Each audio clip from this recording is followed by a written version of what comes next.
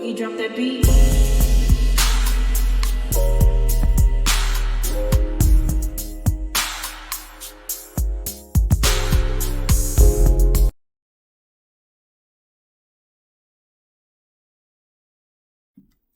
Hi everyone, welcome to my channel, Talking Out Loud with Miss Talkative. Everything I say is my own opinion, alleged, and pure entertainment purposes only. Remember, I'm just talking out loud. Please like, share, comment, and subscribe to the channel. Let me know what you think. Today I would like to speak on Stormi from Love and Marriage Huntsville. She recently did a live where she was advertising her products and she was showing how she used her products on her hair. And initially I thought Stormi's focus was in the wrong place. She was mainly focused on her Facebook lighting compared to her Instagram lighting. And it took her a minute to get past that. And I kept saying, well, just move forward. I didn't understand why she just didn't get the lighting together before the video started, but I guess neither here nor there.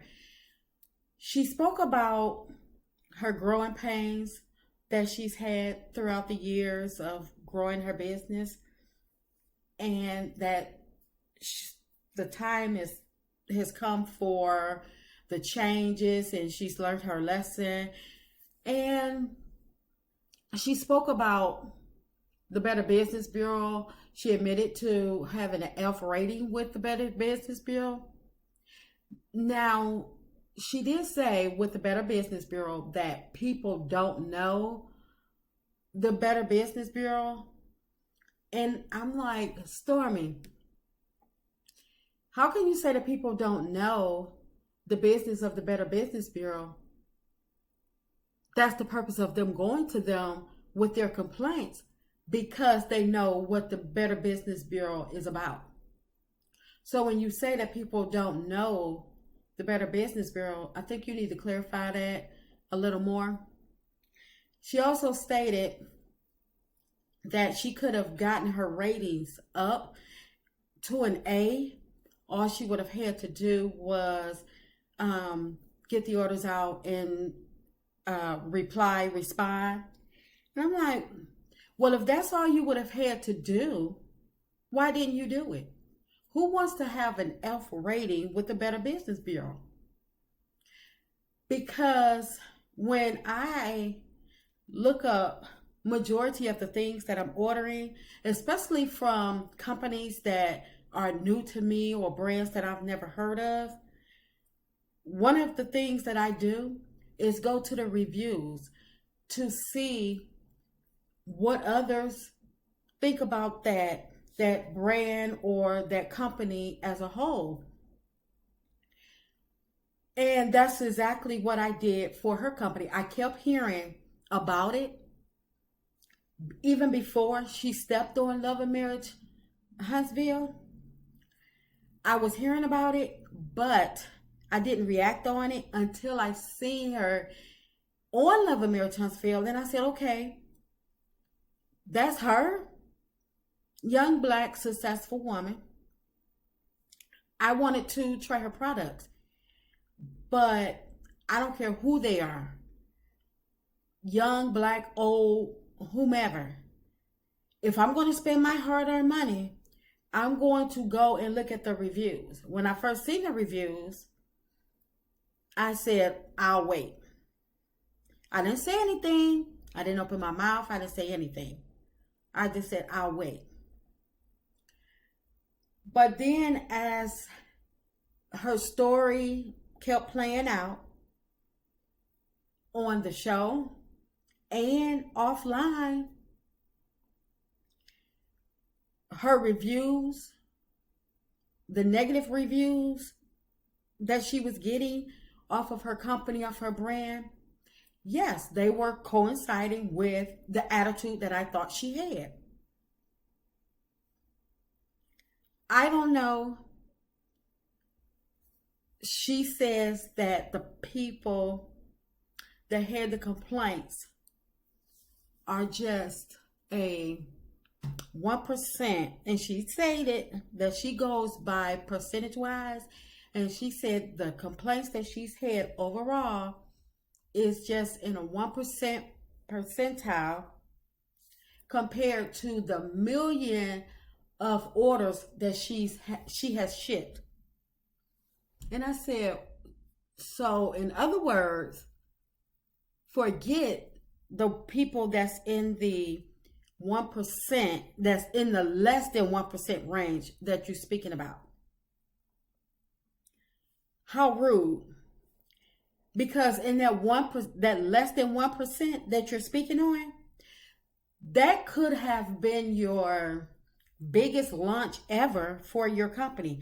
It could have been a business that wanted to branch out with your company, a potential buyer that were looking to try your products and perhaps do some sort of business with your company. It could have been hairdressers that wanted to order your brand, order your products to perhaps use on their customers' hair to see how it worked, where they could potentially buy in bulk.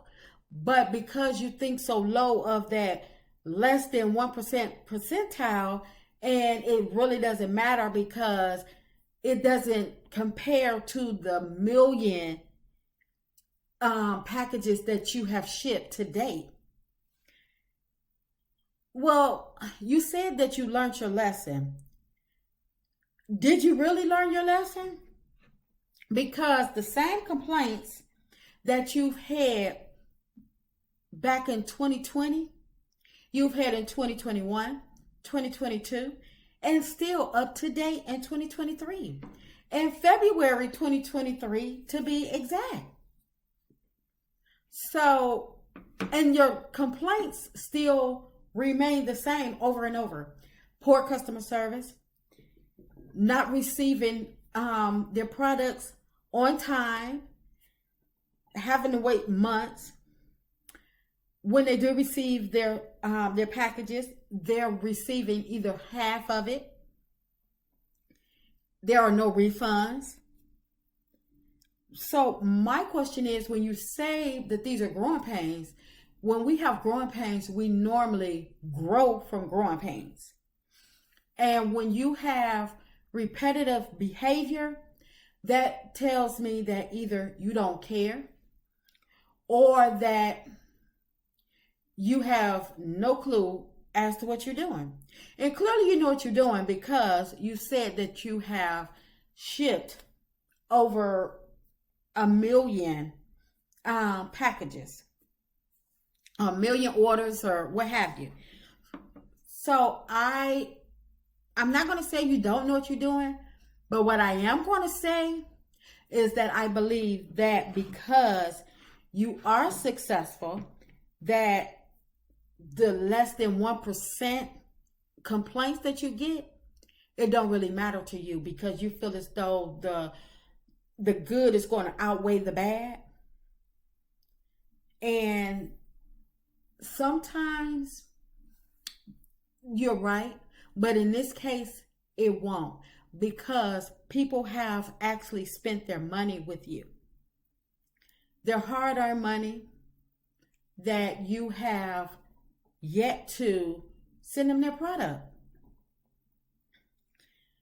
You stated that you were trying to, in the beginning, you were trying to respond to everybody that had a complaint, and it became overwhelming. So you let the customer service side go and started focusing on let's just send the product out. Let's just get the orders out. But how good did that do you when you let customer service go and just start focusing on getting the product out?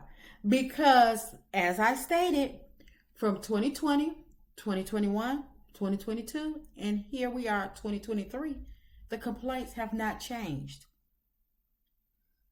So when you say you focused on just getting the product out, which products are you referring to? You feel as though it doesn't matter if some orders slip through the cracks or you miss it, your customer service team um, get overwhelmed. No, that's not an excuse. That is not an excuse, because once again, these people have spent their money with you and not received their product. So that's unacceptable. And you won't even refund these people money. You are refusing to give refunds, but yet you're not sending them their product. You're not sending them their merchandise that they have already paid for. You're running sale after sale, trying to get orders in, which further lets the customers know that you don't really care how many orders are missed, as long because when they order, is payment accepted up front. So on the back end of them receiving their order, that's not your concern, because customer service is overwhelmed. When Stormi did her live, it's a weekday. She did a live for an hour and some change, over an hour. She had people walking through her house, people laying in the bed. And I said, well, this is part of the problem that I see. This is a work day, which means that it's a business day. It's a weekday, which means it's a business day, which means that it's a great shipping day. Post office is open. Why are you not in that warehouse trying to complete these complaints that you have? And it may be only 200 or so, a little more than 200 on the Better Business Bureau. That's probably because those are the only people that complain to the Better Business Bureau. Everybody that have a bad thing with a company does not immediately go to the Better Business Bureau. Some people just complain online. Some people will just be like, forget it. I'll take the loss and not deal with them anymore. So just because this is the number that show up on the Better Business Bureau doesn't mean that these are the only people that have complaints against your company. But you don't care because you feel as though the good is going to outweigh the bad. But if you don't have a handle on it thus far, how are you having a handle on it in the future? And your solution is ship within 72 hours. And if not, it's free. Don't set yourself up for that. Not yet. And it probably can be done. But right now, you still have 200 and something complaints on the Better Business Bureau that you yourself said, all I have to do is get the orders out and respond, but I haven't done that. The people that were at your house when you were doing your live, and include you, y'all could have split those complaints up, got those back orders out. The ones on the Better Business Bureau, y'all could have got it about 50, took about 50 each. That could have been, y'all could have responded to the person and let them know you dropped the ball, what have you. Not make excuses, but apologize. Because once people didn't spend their money, they don't need excuses. They need their merchandise, what they paid for. Y'all could have gotten together, split them past due orders up, email them, apologize to them, and let them know, yes, I dropped the ball. Your item is on their way. Here's the tracking information. And gave them a number to call if this order that is being shipped out today is not received in X amount of days. That could have been cleared up in one day.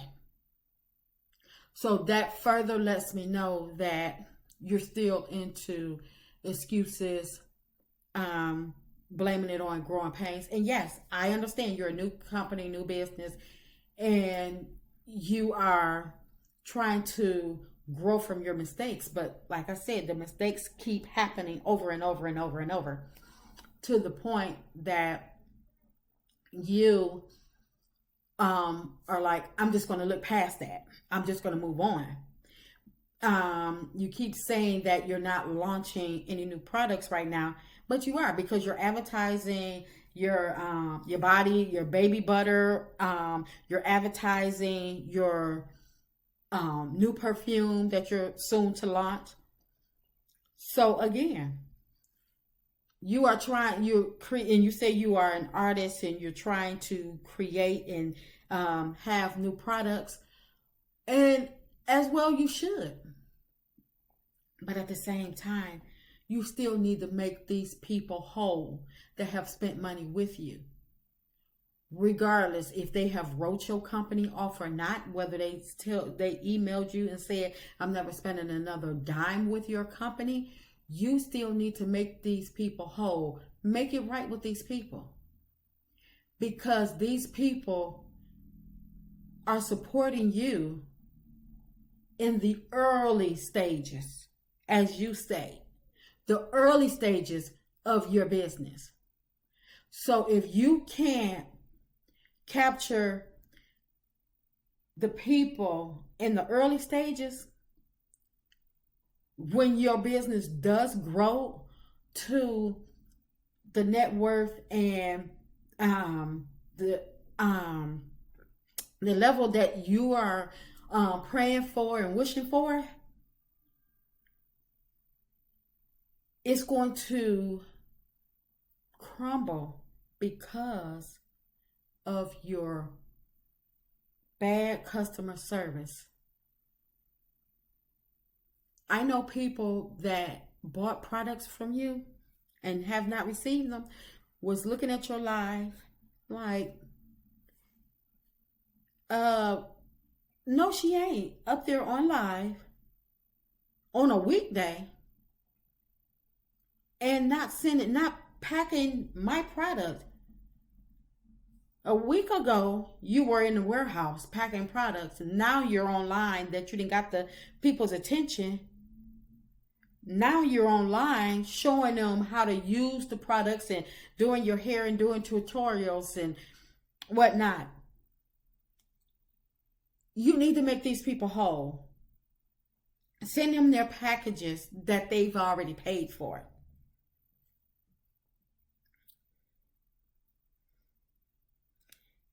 One person said, and this is from this year,